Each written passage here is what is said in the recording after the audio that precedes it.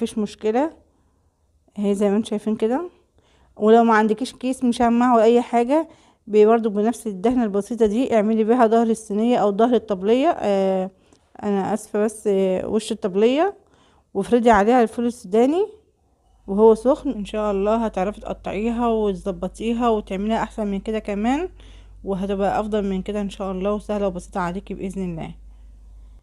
انا كده بحاول اقسمها معاكم اهي علشان اعرف بس قبل ما تمسك معانا اقدر ان انا اطقطقها واكسرها بالاحجام او الاشكال اللي انا عايزاها، او القطع اللي انا محتاجاها. فزي ما عملنا في السمسمة عملناها في الفولية اهي، وقطعناها خلاص وهنسيبها تبرد تماما وهنقطعها مع بعضينا ان شاء الله، بس لما تجمد معانا وهنشوفها باذن الله بعد شويه. وهنا بعد ما بردت معانا وجمدت معانا خلاص هكسرها معاكم دلوقتي اهي، ما شاء الله مش مستحمله. بصوا